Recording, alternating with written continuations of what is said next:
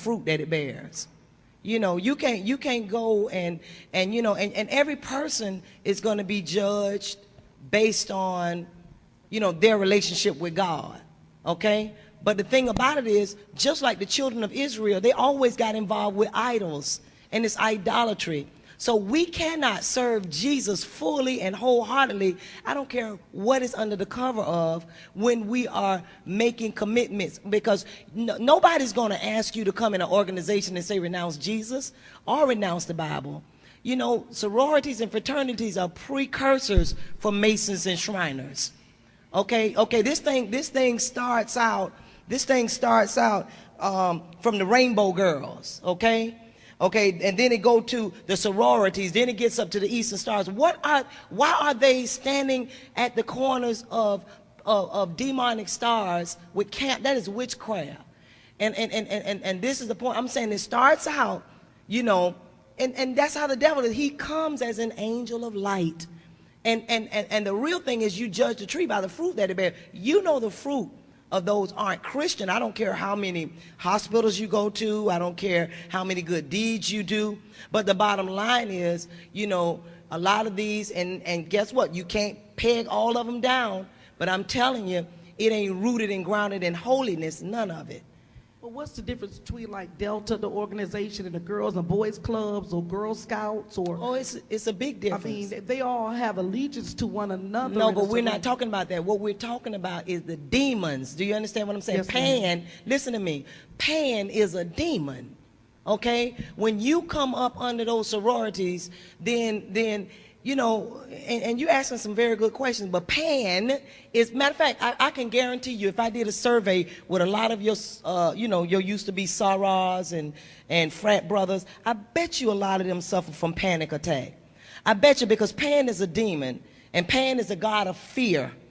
And there's so many things like that come with these things. There are demons attached to these things. And the bottom line is, you don't make any vows against God, but you do have secrets to your organization. And this is what the scriptures say, you ain't got no business being a part of no secret and making no vow to nothing except God. Now, we can understand the marriage vows, but the real thing is, you got to be very careful what you're making vows to up front, and there's a whole nother thing going on behind the scene. These people at Mars Hill didn't think they were serving devils. Paul came to tell them that, I want to let you know that I noticed that he called them religious and superstitious. He said, I noticed that you are worshiping to demons and you don't even know it. So that's the purpose, and I know that if you got the Holy Ghost, I know if you got the Holy Ghost, something will tell you that the fruit of it ain't God. But we need some more questions right now so that we can, and Danny, you want to add to that? The thing that I want to add to that in reference to, like an organization that do good. One thing about it is this right here: what hoovers over your head and what covers you, that is what affects you. So no matter what kind of organization that is, if you do good, matter of fact, you got devil worshipers that do good, do some things, bring forth things. You know what I'm saying it in the name of help, but yet still what they represent and what covers them is not of God.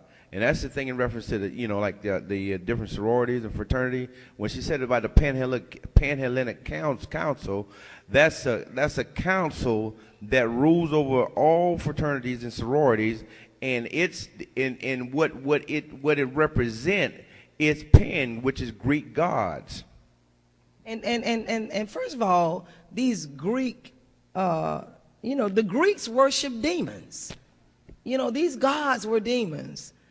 So it's dedicated. That's what's in the root of it. You can't change it because you want to have fun or you want to have a nice community, thing going. You can have a community thing going without making vows to demons. Next question. With that many years in the Masons, which you said is a secret organization, I want to get some specifics on. Is it a form of control, mind control? Is it any bloodletting or sacrifices to other gods?